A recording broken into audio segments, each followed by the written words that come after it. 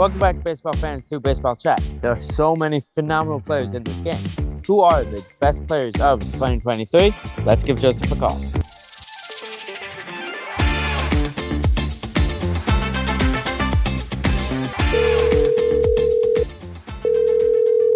Benji, There are so many phenomenal players in this game. there are. So let's get into it. Leading off, Benji and I think that Corey Seager is your number one shortstop. Corey Seager this year is hitting 350 with 22 home runs, has 73 RBIs and 311 at bats, and has an OPS of 1.076. Basically playing out of this world. Batting second are DH, Shohei Ohtani, another MVP-like season. He's batting 302 this year with 41 home runs, which is second in MLB, 84 RBIs. He's also leading in on-base percentage with a 405 OBP, and he's leading in OPS with 1,062 OPS. Not much more you can say about this DH this year. And right behind Shohei Ohtani, we have best player in baseball, Mike Trout.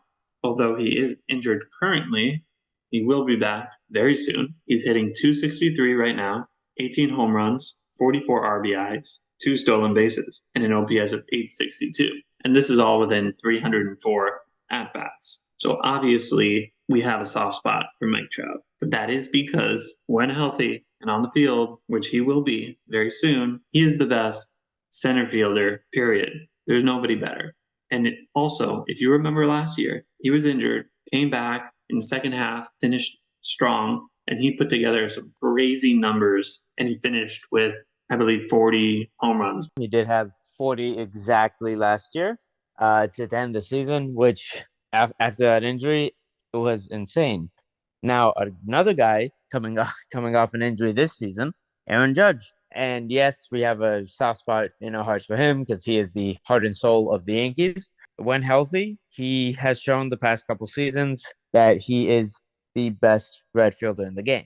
He's batting 282 this year with 22 home runs, 45 RBIs, an on-base percentage of 418, and an OPS of 1,039 in 66 games and only 227 at-bats. So imagine basically 2 more months of the games, almost double the amount of games, probably almost double the amount of at-bats. You'd be doing so much better. Judge needs to obviously be in this list. And right after Judge, we have a player who has played almost every single game so far. He has 449 at-bats. He's hitting 276. He is the leader in home runs with 43. And he has 107 RBIs with 1 stolen base and an OPS of 1,006. This is a phenomenal year for Matt Olson. And he's the top first baseman, period. I couldn't agree more. He has an outside chance to steal the MVP from his teammate, which we'll get into later. The next guy on our list is third baseman Nolan Arenado for the St. Louis Cardinals. Everyone knows about his defense. He's won 8 straight Gold Gloves. Basically, since 2015, he has not lost a Gold Glove award. And this year, he's batting 289 with 25 home runs, 84 RBIs, on-base percentage of 336, and an OPS of 852. So he's having, again, another phenomenal year. And also, since 2015, he has not had a season where he's hit less than 30 home runs and 100 RBIs outside of COVID 2020 season. Outside of that, he's always good for 30 home runs and 100 plus RBIs. Next up, after that, catching, we have a very interesting catcher, actually, one that you might not think would make this list. But this year, Jonah Heim has been killing it. 278 average, 14 home runs, 70 RBIs, 2 stolen bases, and an OPS of 807 in 335 at-bats. And Jonah Heim this year, he actually started the All-Star game. Next up on our list is Marcus Semien, Corey Seager's teammate at second base, who, again, he has not missed a game this year. He has actually low-key been one of the healthiest players in the game. He's had 1 year where he did not play basically 155 games plus. And this year he's batting 282 with a 354 on base percentage and 826 OPS. He's got 11 stolen bases, 18 home runs, and 78 RBIs, with also 29 doubles to go along with it. So he's a extra base hit machine, and he's also another guy that the Rangers will need healthy if they want to get to the World Series. And to finish out this starting lineup, we have, I wouldn't say good, probably say, yeah, he's all right. Benji You know, loves him. Ronald Acuna Jr. hitting 338, 27 home runs, 73 RBIs, 55. That's right, 55 stolen bases, and an OPS of 1,000. And that's in 477 at bats. So I guess at 25 years old, I'd say he is, Benji, would you say he's in his prime? I'd say he's coming into his prime, which is the scary thing. If he's doing this well and he's just entering his prime, imagine the next 5, 6 years with him at the start of the Braves lineup. So that finishes up our starting lineup.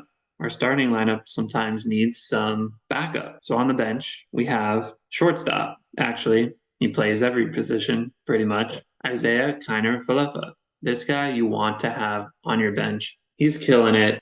IKF is hitting 258 with 6 home runs, 35 RBIs, 10 stolen bases, and an OPS of 692.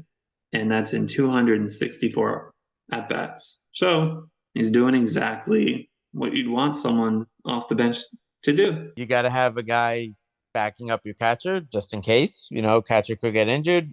Our backup is Adley Rutschman. Been a fan of him since last year. And this year, he's putting together an even better season. He's batting 266 with a 362 OBP, 785 OPS. He's got 16 home runs and 58 RBIs and is the cornerstone of the Orioles. Fun fact about him, since he's come up, they have not been swept in a series. He's helped out that pitching rotation a lot. And then you need some help in the outfield off the bench. So we feel that Corbin Carroll, the Arizona Diamondbacks, for those who don't know who he is, he's hitting 269, 21 home runs, 59 RBIs, 36 stolen bases, OPS of 856. So he's got speed. He's a great hitter. He's got pop. I want him coming off my bench, and so does Benji. That's why he's on it. So we decided that because some MLB teams go with three catchers on the team, we would also. And we got the Rangers backup in Mitch Garver, who's having a breakout season this year. He's batting 290 with a 368 OBP and 868 OPS. He's got 8 home runs and 31 RBIs. Is a catcher, so he doesn't steal any bases, but he's a guy that will hit for average and be a great defensive catcher as well. Our pitching rotation consists of a true ace at the top, Garrett Cole. He's 10-3 with a 2.76 ERA and 156.1 innings pitched with 166 strikeouts and a whip of 1.05. And that's in 25 games that he's pitched. So Garrett Cole doing his thing, being an ace, showing up. He's at the top. Who do you have next, Benji? Next up, we have Max Scherzer, who this year, his ERA is a little higher than you would like it. It's 367, but he has pitched a lot better since he's gotten to the Rangers. He is 12-4 in 127 and two-thirds innings. He has 147 strikeouts, and his batting average against him is 228. So and he has a 1.13 WHIP. He's having for him, it might be a down season, but I'll take that any day. And behind Max Scherzer, we have Clayton Kershaw. Clayton Kershaw has been doing his thing with the Dodgers for a very long time and consistently too. So this year, in 17 games, he is 10-4 with a 2.51 ERA in 100.1 innings pitched, 109 strikeouts, and a whip of 1.03. This guy's an insane pitcher. He was injured for a little bit, but he's back now, just cruising. 35 years old, still has it. And, right behind Clayton Kershaw is Shohei Ohtani. Just like the Angels use him as their pitcher and hitter, we're going to use him in our rotation as well. Because in 22 games, he has a 10-5 record with a 3.17 ERA This is the insane thing to me. In 130 and two-thirds innings, he's got 165 strikeouts. And he also has a whip of 1.06. So he has been just flat out amazing this year. I don't think there's anyone else in the AL that's winning the MVP. Now, rounding out the rotation, we have Justin Steele, who's having a great year for the Cubs. In 22 games, he's 13-3 with a 2.79 ERA in 126 innings pitched with 120 strikeouts and a whip of 1.17. So he's 28 years old. He's doing great. And that rounds out our pitching rotation. These pitchers can't pitch all day long. Well, some of them can, although managers nowadays don't let them. Benji, who are we calling in? So first off, we're going to call up Jordan Montgomery. He was a fan favorite of the Yankees, and he got traded to Cardinals last year. Now he's on the Rangers. He's having a pretty solid year this year. He is 8-10 in 24 games, but he has a 3.30 ERA in 139 innings, and he has 128 strikeouts in those amount of innings. And he's got a little high of a whip, 1.24. If you need someone to eat up 4, 5, 6 innings, this is the guy I want coming out of the bullpen. Another guy who can help you eat up some innings is Pablo Lopez. He's 8-6 with a 3.66 ERA in 147.2 innings pitched, and he has 180 strikeouts and a whip of 1.09 in 24 games. So throw him in there as a long reliever, and you're good to go. Even these long relievers, they're gonna need a break every now and then.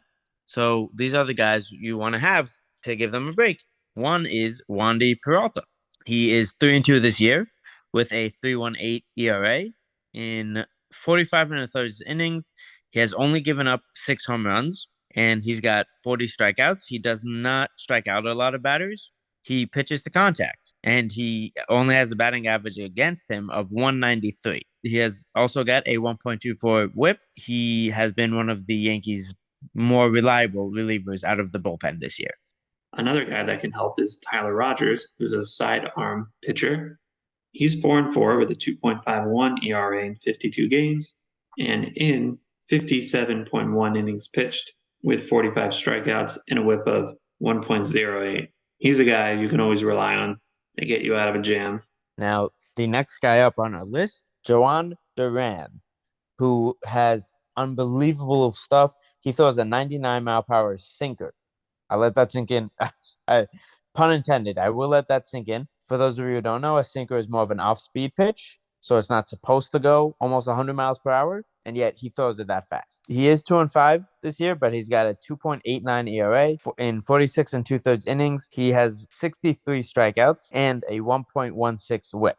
So if you need a guy to go in, strike some guys out, he is that man I want on the field. Now, if you have a pretty solid lead, you're probably going to want someone to set up the closer, probably for the 7th inning. So we were thinking Paul Sewald. This guy has a 3.26 ERA. He's 3-2. He's pitched in 50 games, 47 innings pitched, 66 strikeouts, and a whip of 1.11. Paul Sewald is your guy for the 7th inning.